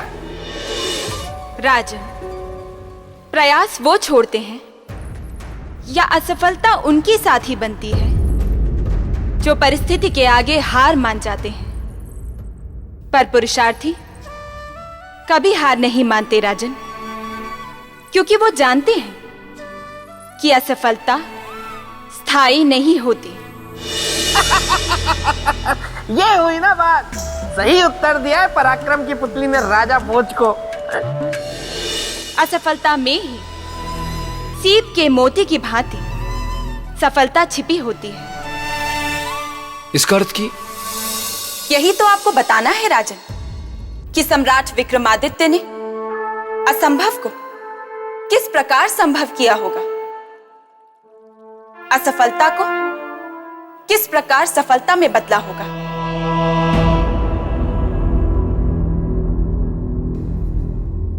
भक्ति मार्ग में जाकर।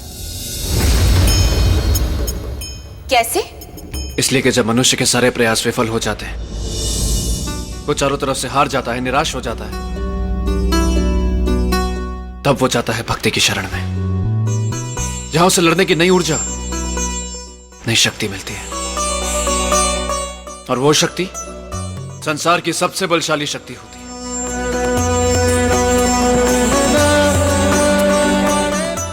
देवी, मैंने अपनी समझ से आपके प्रश्नों के उत्तर दे दिए। अब इस परीक्षा का परिणाम आपको सुनाना है। अवश्य सुनाऊंगी। निश्चय ही इस पूजा से राहु प्रसन्न हो गया, इसमें तनिक भी शंका नहीं है। ईश्वर करे कि ये सच हो और पृथ्वी पर आने वाला विनाश टल जाए।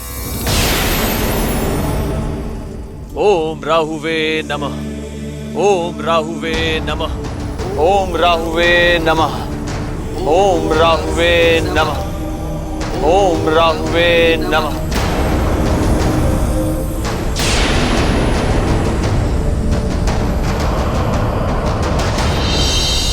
सम्राट, इस प्रकार 3 दिन और 3 रात तक चलने वाला राहु का यज्ञ यहाँ अब समाप्त होता है। पुरोहित जी, अब राहु देव शांत हो चुके होंगे और इस पृथ्वी पर आने वाला विनाश भी टल चुका होगा। सम्राट, मैंने धरती की ओर फिर से कई बड़े बड़े उल्का पिंडों को एक साथ आते हुए देखा है।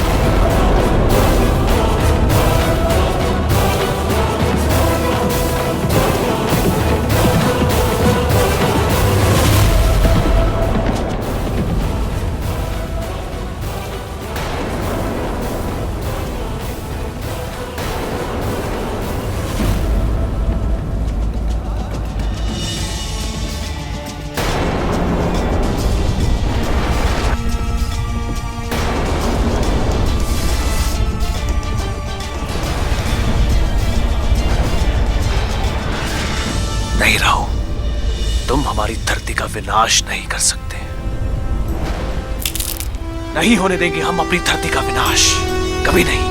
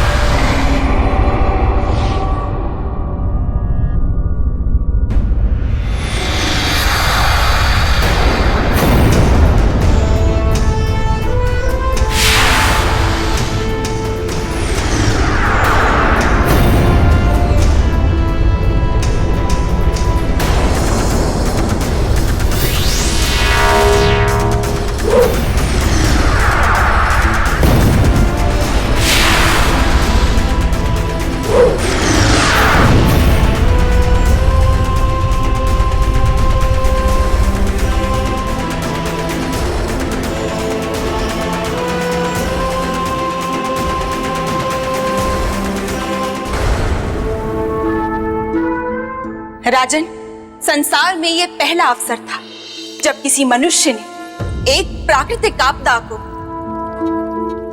अपनी शक्ति और सामर्थ्य से रोका था।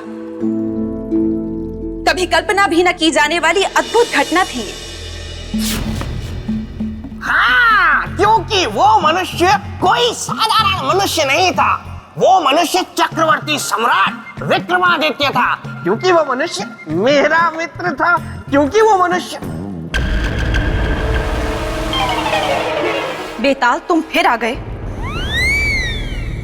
अब फिर बीच में बोलते रहोगे। नहीं, मैं नहीं बोलूंगा।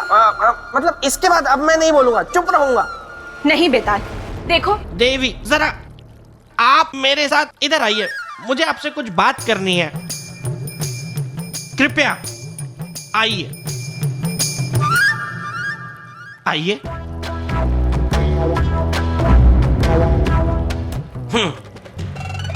देवी, मैं आपके आगे हाथ जोड़ता हूँ, आपके पैर पड़ता हूँ, कृपया मुझे यहाँ से मत निकालिए, मुझे यहाँ रहने दीजिए, मुझे भी अपने मित्र की कथा सुनने दीजिए ना। मैं वचन देता हूँ, मैं कुछ नहीं बोलूंगा, तनिक सा भी नहीं बोलूंगा, एकदम चुप रहूंगा। ठीक है। धन्यवाद देवी, धन्यवाद।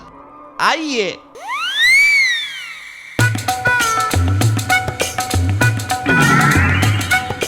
हाँ तो राजा भोज, मैं ये कह रहा था कि मेरा मित्र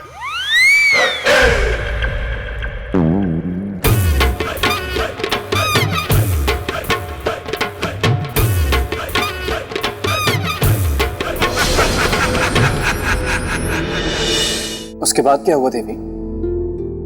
सब कुछ सामान्य हो गया? सीमाएं और विवशताएं मनुष्य को बांध देती हैं राजन। मतलब? मैं कुछ समझा नहीं देवी। मतलब ये कि सम्राट विक्रमादित्य भी सीमाओं से बंधे थे, विवश थे।